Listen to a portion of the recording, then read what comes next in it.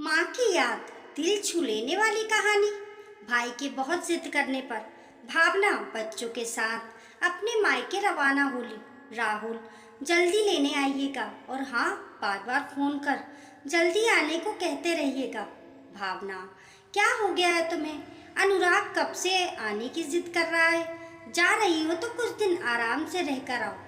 भाई ये तुम्हारा, अचानक इतनी दूरी क्यों? आराम से रह कर आओ। क्या कह रहे हो? तुम्हें तो बस अपनी स्वतंत्रता से मतलब है, किसी दूसरे की भावनाओं से कोई लेना देना नहीं। कह दिया ना, 2-4 दिन बाद वापस आने की जिद करना, बस यही एक कहा मान लो। रात की ट्रेन में राहुल ने भावना और बच्चों को बैठा दिया। ट्रेन अगले दिन सुबह भोपाल पहुंचने वाली थी। ना जाने कितने विचार भावना के मन को बेचैन किए हुए थे। जल्दी सोने से सुबह जल्दी होगी, इस विचार से बच्चे सो चुके थे। ट्रेन के हर झटके से भावना हर बार कुछ नया सोचने लगती। ट्रेन ट्रेन, हाँ जी राहुल। सोई नहीं? नहीं, मेरी याद। हाँ, अब बाकी तो जिंदगी में बचा ही क्या है। सुनो, ट्रेन समय पर चल रही है, सुबह जल्दी पहुंच जाओगी। ऐसा करता हूँ, अनुराग को फोन कर लेने को कह देता हूँ। नहीं नहीं, उसकी कोई ज़रूरत नहीं, मैं कैब बुक करवा लूँ, खुद पहुँच जाऊँगी। आप सो जाइए, सुबह घर पहुँचकर बात करते हैं। फोन रखा तो मन में कई सवाल जवाब तहलका मचा रहे थे। मन में पूरे समय मायके की यादें थी, माँ की आवाज़ थी। मैंने अनुराग को बोला था, ले आ बिटिया को, अकेले बच्चे और सामान लाना मुश्किल होगा। दुष्ट हिला भी नहीं, पहली बार थोड़ी आ रही है, सारे गली मोहल्ले से परिचित है। वो तो यहाँ की डॉन थी, अपने आप आ जाएगी। बातें याद कर कर एक हंसी भावना के चेहरे में दौड़ गई। अनुराग की शादी के बाद सब कुछ कितना बदल गया था। माँ जब लाने को कहती तो कहता, माँ आ जाएगी ना, सालों से आ रही है, फिर कौन सा बैठने से पहले मुझे फोन कर लेने आने को बोली थी। अरे दुष्ट, क्या कह रहा है? बहन है तेरी, कितनी खुशी होगी उसे अगर तू लेने गया तो। माँ, अब मेरी भी जिम्मेदारियाँ हैं, ये लेने जाना छोड़ना, इन सब के लिए मेरे पास समय नहीं होता। जब एक शहर से दूसरे शहर आ सकती है तो स्टेशन से घर आने में क्या परेशानी?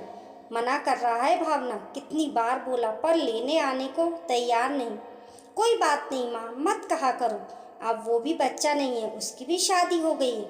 मेरे जीते जी तो मान जाता, बाद में देखी जाती, जैसा रिश्ता निभाना है निभाते। छोड़ो ना माँ, क्यों बात का बतंगड़ बनाना, मैं आ जाऊंगी अपने आप, मत कहा करो उसे। ना जाने कितनी बातें उसके मानस पटल पर दौड़ने लगी। जबरन आंख बंद कर नींद से मुलाकात करने की कोशिश अंततः सफल हुई। सुबह अचानक घबरा कर उठी तो देखा सही समय पर नींद खुली है। गाड़ी स्टेशन पर दौड़ रही थी, बाहर झांका, देखा तो भोपाल लिखा था। बच्चों उठो बेटा, चलो हमें उतरना है, जल्दी करो, नीचे उतर कैब बुक करवा लेंगे। अलसाई आंखों से बच्चे अपना अपना सामान ले खड़े हो गए। मन में सोचने लगी, अभी तक माँ 10 बार फोन कर देती थी, पता नहीं घर का माहौल कैसा होगा, जाते ही किससे सामना होगा, वो अपना सामान कौन से कमरे में रखेगी, और भी ना जाने क्या क्या। जैसे ही बच्चों को उतारा, अटैची बाहर निकालने लगी। अटैची का वजन कुछ कम सा लगा। ला, ये मुझे दे दे, कुछ और सामान है तो वो ले आ। तू इतनी सुबह, क्या ज़रूरत थी? पहले तो कहते कहते भी औरों को उतारने दे, बाकी बातें आराम से बैठकर करना। दोनों स्टेशन को चीरते हुए बिल्कुल मौन चलते रहे। बच्चे मामा से दुनिया भर की बातें करने में लग गए। सामान कार में रख अनुराग ने भावना के लिए आगे वाली सीट का दरवाज़ा खोल दिया। कैसी है? भाई के पूछते ही एक आंसू टपक पड़ा। मन आया सीने से लग जोर जोर से रो दे। बहुत जल्दी पूछ रहा है कैसी है, लेकिन उम्र की परिपक्वता गर्दन हिला। ठीक हूँ मैं, जवाब दिया। इतनी ठंड में लेने आने की क्या ज़रूरत थी? कल तक माँ लाने की जिद करती थी तो कहता था डॉन है आ जाएगी, और अब इतनी चिंता क्यों? अपनी डॉन पर विश्वास नहीं रहा? छोटे मोटे शिकवे शिकायतों में घर आ गया। घुसते ही देखा इन 2 सालों में काफ़ी बदल चुका था। माँ का तुलसी का परिंदा गार्डन के बीचों बीच सुंदर सी पेंटिंग से सजाया गया था। सोच रही थी कितनी बड़ी हो गई हूँ, वरना ऑटो से उतरते ही माँ माँ चिल्लाकर दौड़ी चली जाती थी। नज़र उठा, घर की दहली देखी। आज वहाँ कोई रौनक ना थी। उस दहली की रौनक तो माँ हुआ करती थी। जैसे ही दरवाज़ा खुला, भाभी व बच्चों ने जोर से हल्ला मचाया, वेलकम होम। यकीनन ऐसा स्वागत इससे पहले मायके में कभी नहीं हुआ था। बच्चे, भाभी ना जाने कितनी पुरानी बातें करते रहे। दी, ये लीजिए आपके पसंद की अदरक वाली कड़क चाय। बच्चे भी ननिहाल आप बहुत खुश थे। बातों बातों में समय का पता ही नहीं चला। सारी खुशियाँ थी, कोई कमी नहीं, लेकिन भावना का मन बस एक जने को ढूंढ रहा था, माँ की मौजूदगी को, उनके एहसास को। बिन माँ का मायका कैसा हो सकता है। जैसे ही अंदर गई, बरामदे में माँ की तस्वीर लगी थी, वहीं खड़ी हो गई। आंसू को काबू में रख ना पाई तो भाभी ने कंधे पर हाथ रख कहा, हम है ना दीदी, आपका मायका हमेशा पहले जैसा रहेगा। कैसे कहती, तुम उसकी जगह कैसे ले सकती हो जो मेरे चेहरे से मेरे दिल की बात जान लेती थी। आते ही जिसके सीने से लग ससुराल की हो या कोई परेशानी हो, छू मंतर हो जाती थी। आंसू पोंछ माँ के कमरे में गई। कमरा बिल्कुल वैसा ही रखा था जैसा वो चाहती थी। भावना का सामान माँ के कमरे में रखवा दिया गया। देखते ही देखते 4-5 दिन कहाँ बीत गए पता नहीं चला। बीते चंद सालों में कभी महसूस ही नहीं कर पाई थी कि भाभी के हाथ का स्वाद भी बिल्कुल माँ जैसा है। आज उनके खाने के स्वाद में माँ के हाथों का जायका था। तुम्हारी सब्जी तो बिल्कुल माँ के हाथ सी बनी है, इससे पहले कभी ध्यान ही नहीं दिया। हाँ दी, सब कहते हैं माँ से ही सीखी थी, लेकिन उन्हें हर बार स्वाद में कमी लगती तो मैं आपके आने पर बनाती ही नहीं थी। वैसे उनके जैसे काम का सलीका मुझे नहीं, उन्हें हर चीज़ परफेक्ट चाहिए थी। सही कह रही हो, पापा के जाने के बाद माँ पर हमारी जिम्मेदारी आ गई। इतना निर्भर रहने के बाद भी एक मजबूत किरदार निभा उन्होंने अपनी जिम्मेदारी निभाई। दी, शायद जीजाजी का फ़ोन आया है। क्या बात है भावना, मायके पहुंच भूल गई हमें। वापस कब आ रही हो? आती हुई जी, 1-2 दिन में। भाई वहीं खड़ा था। क्यों, अच्छा नहीं लग रहा है यहाँ? हमने अपनी तरफ से पूरी कोशिश की है कि तुझे माँ की कमी महसूस ना हो। माँ बिना भी मायका होता है। भाई भाभी के साथ क्या अपनत्व में कोई कमी? कैसी बातें कर रहे हैं। एक बात कहूँ, ये चिंता फिक्र काश तूने माँ के सामने की होती तो उनकी उम्र के 2-3 साल और बढ़ जाते। आज उनके जाने के बाद वही सब करना जो वो जीते जी चाहती थी, सब कुछ होते हुए भी। दी निष्फिक्र था। हम जब मौजूदा हालात जी रहे होते हैं तो कभी अपने अधिकार के लिए, कभी विचार न मिल पाने के कारण और कभी माँ बाप की बातों को टोक समझ उस परिस्थिति के साथ सामंजस्य नहीं बैठा पाते। लगता था जब मैं काम खुद कर रहा हूँ तो माँ बार बार बोलकर क्यों टोक रही है। आज समझ आता है वो उसकी चिंता थी और चिंता में छुपा प्यार। हम बड़े हो गए थे पर शायद उनके लिए तो बच्चे ही थे। ये सब उनके जाने के बाद समझ आया। लेकिन तू है ना बिल्कुल माँ जैसी। भावना को अनुराग की बातों में सच का आईना दिख रहा था। पूरे दिन मन भारी था। देखते ही देखते 15 दिन बीत गए। मायके की हर चीज़ में माँ की मौजूदगी आज भी थी। कल रवानगी थी, शायद इसलिए मन बुझा बुझा सा था।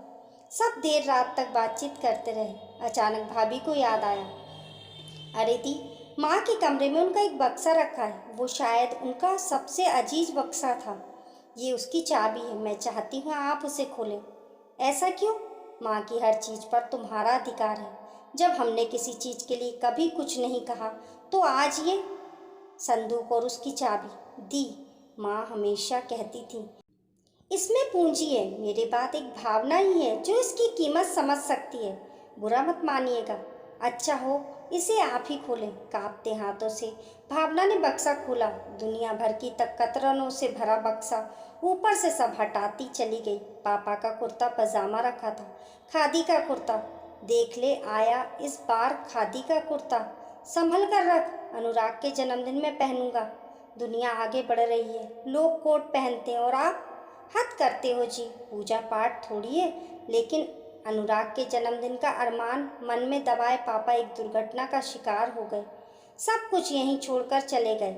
शायद माँ के लिए पापा की पसंद का कुर्ता उस दिन से बेहतर अजीज हो गया था। नीचे देखा तो भाई के मुंडन के कपड़े, अन्नप्राशन के कपड़े रखे थे। हर एक चीज़ माँ की ममता से ओत-प्रोत थी। अचानक हाथ में वो गुड़िया आ गई जो भावना कभी जिद करके लाई थी। भावना अब जिद की तो चाटा लगने वाला है। माँ दिला दो ना वो गुड़िया। दिमाग खराब है तेरा, इतनी महंगी गुड़िया, कुछ और ले ले बेटा। थोड़े दिन बाद तू इसकी तरफ झांकेगी भी नहीं। लेकिन भावना पर तो निप्पल वाली बड़ी सी गुड़िया का भूत सवार था। लाकर थोड़े दिन खेल उसे पटक दिया, पर माँ ने उसे हमेशा ये कहकर संभाला कि तेरी बेटी को दूंगी। कितनी ऐसी यादें उस संदूक में कैद थी जो शायद एक माँ के लिए बहुत खास थी। भाभी, क्या ये संदूक में?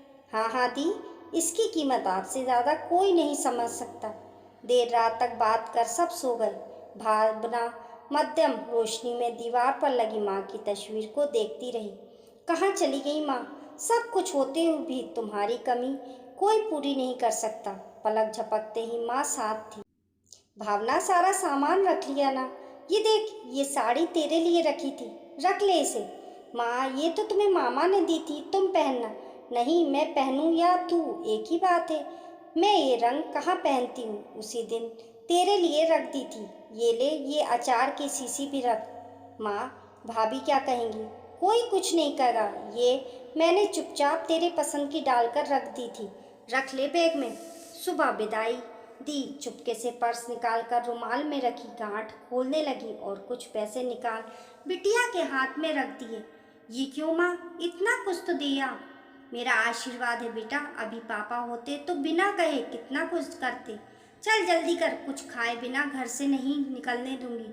ससुराल में ऊंच नीच हो तो बात वहीं दबा देना, खुश रहना। और इतना कह माँ ने प्यार भरी झप्पी दे दी।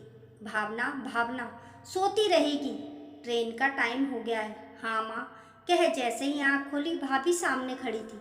मन में आया कह दे, क्यों उठाया भाभी? माँ के सानिध्य में थी। फटाफट उठ तैयार हुई। भाभी ने नाश्ता करवा दिया और विदा की। भाई भी पीछे खड़ा था। दी, आती रहना, जल्दी जल्दी आना। सीने से लग दोनों के आंसू झलक पड़े। कभी पराया मत समझना, तेरे मायके में तेरा सम्मान हमेशा इसी तरह होगा, ये एक भाई का वादा है। मुस्कुरा माँ की फोटो को प्रणाम कर जाने लगी। जा रही हूँ माँ, आज तेरे बगैर मायका क्या होता है ये जान लिया। तुम सिर्फ आंखों से दूर हुई हो, तुम्हारी मौजूदगी तो मायका शब्द में है। घर पहुँच गुमसुम बैठी थी। क्या मैडम, तुम तो 2-4 दिन में आने वाली थी, भाई के मुंह में बंद कर रह गई। खूब आओ भगत कर दी भाई ने, सारे गिले शिकवे लगता है दूर हो गए। तुम तो जाने से पहले घबरा रही थी। कैसा लगा माँ बिन मायका? आंखों में आंसू लिए भरे गले से बोली, माँ बिन मायका नहीं होता। उसकी मनुहार डांट प्यार सब अपने आप में अनूठा होता है। उसका गले लगना, उसकी बातों में अपना बचपन जी लेना, अपने बच्चे की पसंद नापसंद सब मायके में माँ पूरा करती है। बेशक अनुराग ने पूरी कोशिश की, उनकी कमी ना खले, लेकिन वही बातें ये एहसास करा गईं कि कल तक कुछ भी बोल देने वाला, लड़ झगड़ अपना प्यार जताने वाला भाई आज जिम्मेदारियों में बंद मुझसे कितना दूर हो गया। जिन बातों के लिए माँ ताने देती थी, फिर भी वो उन्हें पूरा नहीं करता था। आज उन्हीं सब बातों का ख्याल रख जानती हूँ वो अपनी जिम्मेदारी निभा रहा था। माँ के जाने से मेरा भाई दूर हो गया, उसकी जगह एक जिम्मेदार पति, पिता और रिश्ता निभाने वाला भाई खड़ा था। आंसू पोंछ बोली, माँ बिन मायका कैसा जी? माँ बिन मायके की कल्पना करने से भी रूह कांपती है। आते आते कह रहा था जल्दी आना, यही तो मायके की दूरी का आभास हुआ। पहले मन में जाने की एक उत्सुकता थी। माँ हर घड़ी कहती लाडो कब आ रही है। सच है राहुल, मायके में चाहे कितना भी आपका इंतजार हो, पर माँ बिन मायका मायका नहीं होता। भारी मन से उठ चली गई अपनी लाडो को मायके का सुख देने। दोस्तों, आपको ये कहानी कैसी लगी कमेंट करके ज़रूर बताइए। पसंद आने पर लाइक और शेयर करें। ऐसी अच्छी अच्छी कहानियों के लिए चैनल को सब्सक्राइब करना ना भूलें। मिलते हैं फिर एक नई कहानी के साथ, तब तक के लिए नमस्कार।